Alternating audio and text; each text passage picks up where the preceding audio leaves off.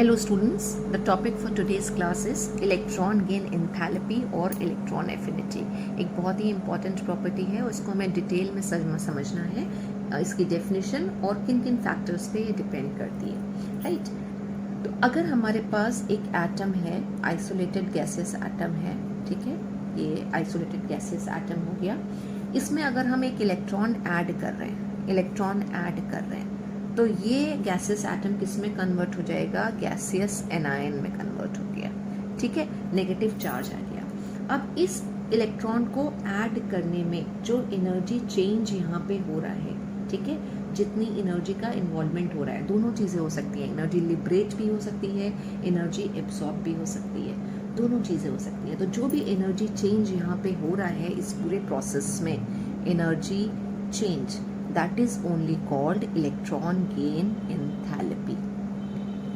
So how can we define this electron gain enthalpy? It is the energy change. Energy change occurs for the process of adding an electron to a isolated gaseous atom to convert it into a negative ion or to form a monovalent anion. This is the definition for electron gain enthalpy और electron affinity.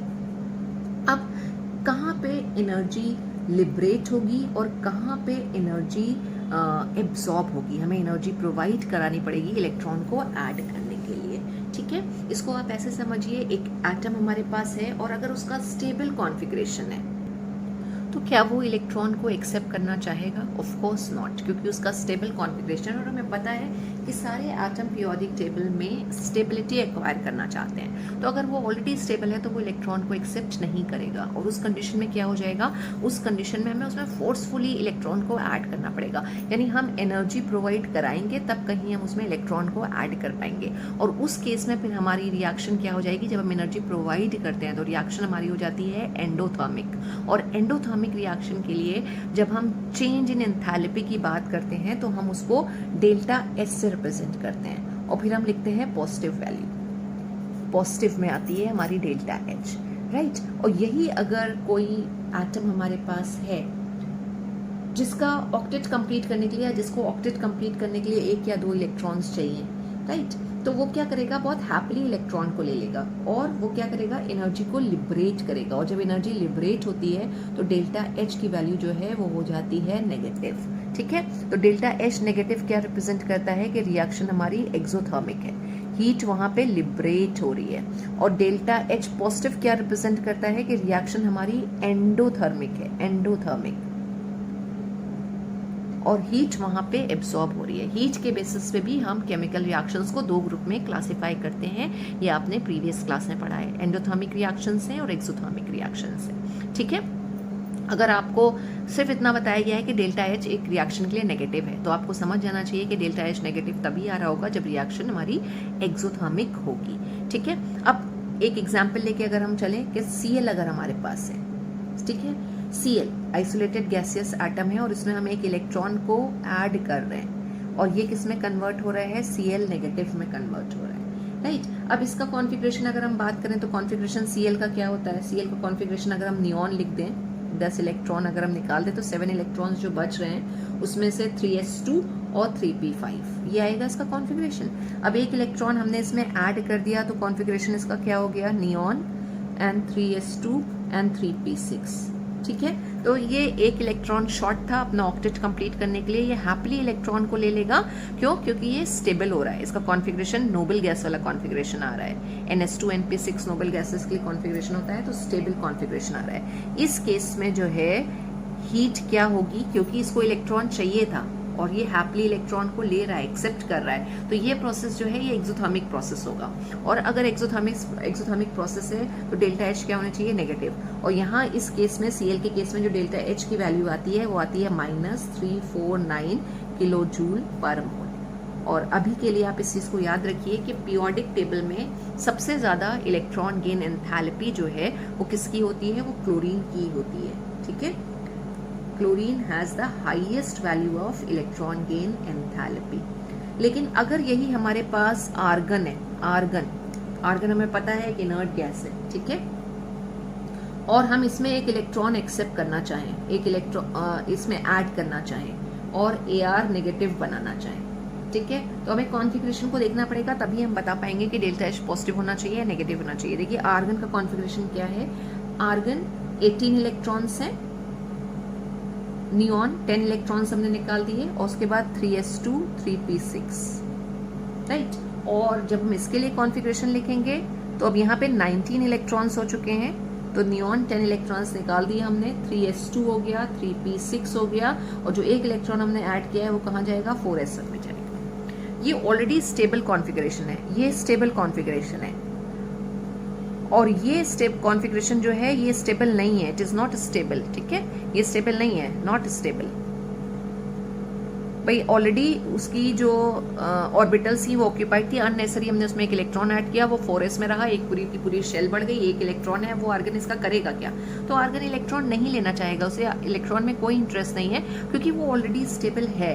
और ऐसे atom जो already stable होते हैं और electron accept नहीं करते हैं, उनके लिए डेल्टा H की वैल्यू जो है वो हमारे पास पॉजिटिव में आती है, पॉजिटिव वैल्यू होगी, ठीक है, यानी डेल्टा H जो है that will be smaller than 0। अब अगर हम बात करें कि इलेक्ट्रॉन एफिनिटी आईपी से, आयोनाइजेशन पोटेंशियल से कैसे डिफर कर रही है, तो आपको अगर डेफिनेशन याद हो, आईपी में हमने कहा था it is the amount of energy required, यानी आईपी हमेशा हम एनर्जी हमेशा हम प्रोवाइड करते हैं, वहाँ पे एनर्जी रिक्वायर्ड है, लेकिन यहाँ पे हम बात कर रहे हैं एनर्जी चेंज, ठीक है, वहाँ तो डेल्टा H जो है वो हमेशा पॉजिटिव में होगी क्योंकि हमें एनर्जी प्रोवाइड करना है, एंडोथर्मिक रिएक्शन है, लेकिन यहाँ पे एज वी कैन सी कि depending on the configuration electron gain enthalpy can be negative and it can be positive also.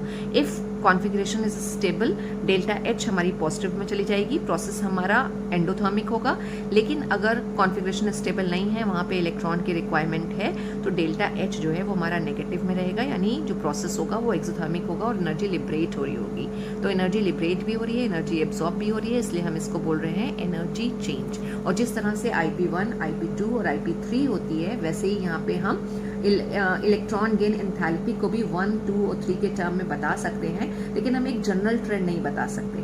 हमें जैसे हमने वहां पे जो जनरल ट्रेंड कहा था वो हमने कहा था IP1 is less than IP2 and IP2 is less than IP3, लेकिन यहाँ पे हम जनरल ट्रेंड नहीं बता सकते, हमें ट्रेंड के लिए कॉन्फ़िगरेशन लिखना पड़ेगा, तभी हम क्लियर बता पाएंगे कि एनर्जी वहां पे रिलीज होनी है या फिर एनर्जी वहां पे एब्सॉर्ब होनी है। So this is the definition of electron affinity. It is the energy change that occurs when an electron is added to an isolated gaseous atom to convert it into a negative ion. अब यहाँ पे देखिए हमारे पास कुछ elements हमने लिए हैं और उनकी वैल्यूज़ ले रखी हैं, यानी कि उनकी इलेक्ट्रॉन गेन एंथैल्पी हमने ले रखी है। आपको याद नहीं रखनी है ये वैल्यूज़, बस समझने के लिए हमने यहाँ पे इसको नोट डाउन किया है। कुछ वैल्यूज़ आपको नेगेटिव में दिख रही होंगी, कुछ पॉजिटिव में, नेगेटिव है, पॉजिटिव है, नेगेटिव है, पॉजिटिव है वैल्यू। तो नेगेटिव पॉजिटिव अब आपको समझ में आ रहा होगा। नेगेटिव का मतलब है एनर्जी लिबरेट हुई है और पॉजिटिव का मतलब है एनर्जी एब्सॉर्ब हुई है वहाँ पे, राइट। अब ये हमने ये पीरियड लिख रखा है यहाँ पे, जो हम सेकेंड पीरियड की बात करते हैं वो ये थर्ड पीरियड। तो पहले हम ट्रेंड देखें, लिथियम -60 है, एनर्जी लिबरेट हुई है, लेकिन बेरिलियम क्योंकि यहाँ पे स्टेबल कॉन्फ़िगरेशन आ गया, बेरिलियम है, नाइट्रोजन है और नियॉन, ये सब स्टेबल कॉन्फ़िगरेशन है। स्टेबल कॉन्फ़िगरेशन होने की वजह से यहाँ पे देखिए इलेक्ट्रॉन गेन एंथैल्पी पॉजिटिव में, तो जहाँ जहाँ आपको पॉजिटिव में दिख रही होगी वैल्यूज, वो सारी के सारे स्टेबल कॉन्फ़िगरेशन होंगे। मैग्नीशियम की भी हम बात करें तो मैग्नीशियम का एटॉमिक नंबर होता है 12 और 1s2 2s2 2p6, ये हम कॉन्फ़िगरेशन लिखते हैं, लिख के देख लेते हैं। Magnesium is 1s2 2s2 2p6 और 3s2।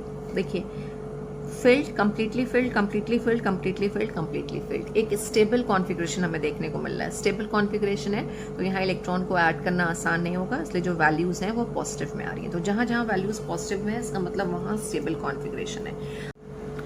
अब हम इसमें वेरिएशन की बात करें कि आईपी अलोंग द पीरियड और डाउन द ग्रुप किस तरह से चेंज होती है।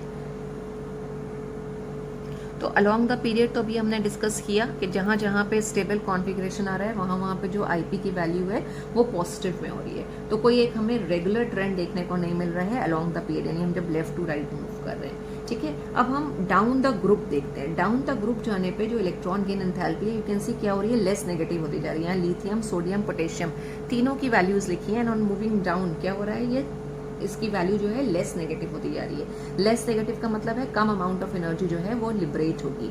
यही चीज यहाँ पे भी है, यही चीज यहाँ पे भी है, और यहाँ तो खैर स्टेबल कॉन्फ़िगरेशन था, लेकिन अब यहाँ पे देखिए क्या हुआ। ऑक्सीजन और सल्फर के केस में देखिए क्या हुआ। हमने कहा कि जैसे जैसे हम नीचे की तरफ जाते हैं वैसे वैसे क्या होता है, जो वैल्यू है वो लेस नेगेटिव होती जाती है।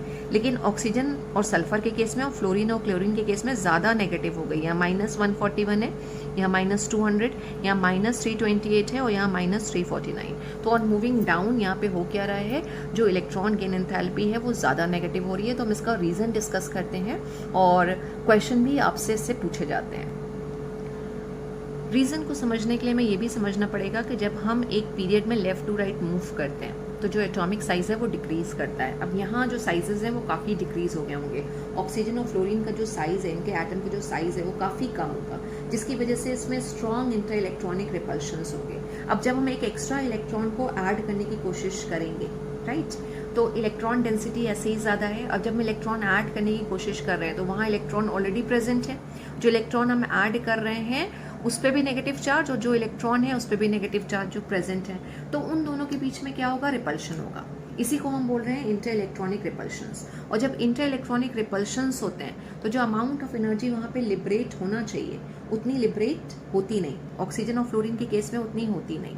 और सल्फर और क्लोरीन का साइज थोड़ा सा बड़ा है, जिसकी वजह से जब हम इसमें इलेक्ट्रॉन को ऐड करने की कोशिश करते हैं तो कम इंटर इलेक्ट्रॉनिक रिपल्शंस फेस होते हैं।